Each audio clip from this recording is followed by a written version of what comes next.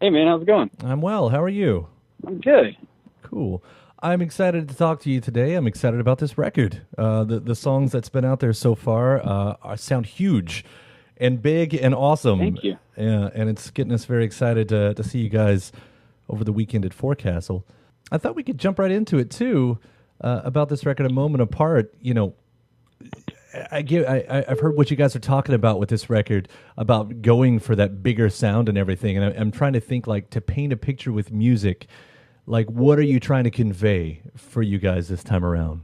A lot of things. I guess a huge part of what we've been doing is touring up until this point, and I feel like we have been very influenced by a lot of different music from around the world, and just the people we've met, and it's caused us to reach out and try different things. So a lot of it is us trying to build a more grandiose sound with different influences we've kind of had over the years of touring.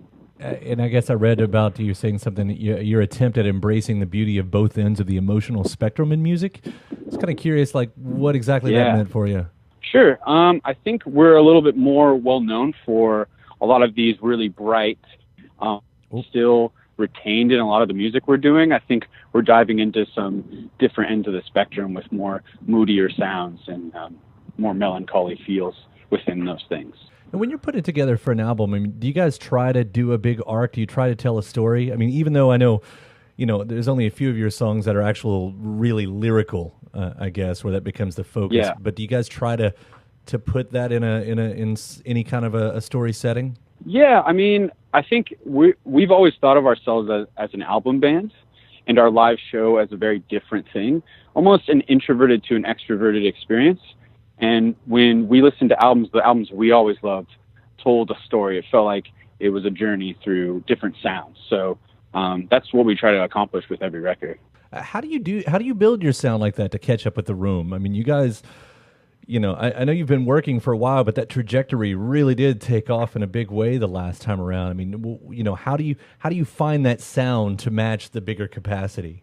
Right. Well, we definitely bring a lot more energy. We bring a lot of live musicians. We have, a brass section, and we have a bassist. Me and Claire playing live drums on stuff. Sometimes we bring out a drum line from time to time. So we're always trying to build it, make it bigger.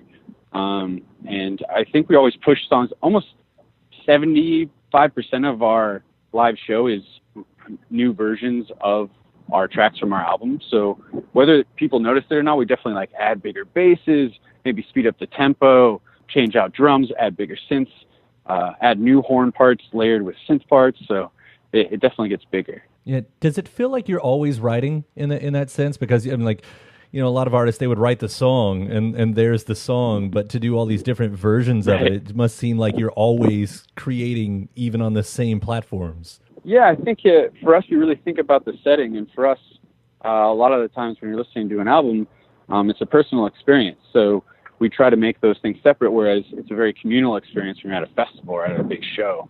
So we try to make sure that the music translates in those settings. Now, some of the guests on here, of course, are really notable for us because we're big fans. We play a lot of Regina Spektor and Leon Bridges, which you've got both of Yeah, them yeah. on this record. And I heard Regina's story is really notably pretty cool too. And I was wondering if you could recount that. Yeah, sure. So I've been a fan of hers since I was in high school, so it was really a dream come true for this to happen. But basically, I kind of threw out via an email chain with our manager. We were talking about who we'd like to reach out to for the next album, and Regina Spektor was one of the top people on my list, and I didn't even think it would be fathomable, really. But yeah, she listened to our songs and kind of hit us up really quickly and said, "I really love this stuff. I really want to write on this song." It was actually, the demo was called Harps for Regina. It was based off this really beautiful melody of harps. And what was really unique about this experience was almost everyone we worked with, we've heard a demo of what they were going to do on the song early. But she thought it would be really important that we hear it live first. She didn't want to take any demos down. She wanted to actually meet us and sing it to us live, which was a really unique situation. And as you can imagine, as being huge fans and going and meeting someone for the first time and them singing over one of your songs, it was pretty crazy. We went to her hotel when she was in Seattle. She was playing a show there, and we met her entire extended family there. And then we sat down, she played it off her laptop, and she sang it to us. And it was one of the most beautiful things that has happened for this album. And we kind of, our jaws fell on the floor. We couldn't believe it. She sang this beautiful, beautiful song. And she's like, do you like it? What should I change? And it was nothing. Don't change anything. It's beautiful. I mean, thank goodness it was good, because how weird would that have been if it was really lousy? Exactly. Yeah, that would have been a tough thing to explain. Thank you. It's nice to meet your family. I don't like this.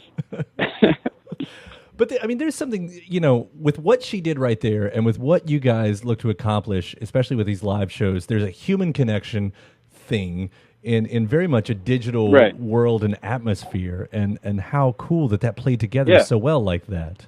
Yeah. A big part of it's, I think in a, grander scheme, music is really about connection, and for us, and I feel like we always try to add a lot of organic instruments and pieces and sounds that add this warmth and kind of human feel to these electronic sounds.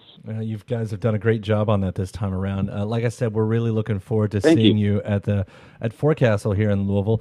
It was really nice talking to you, and again, thanks so much, and we're really looking forward to A Moment Apart too when it drops. Perfect. Thank you so much, man. All right, take care. Bye.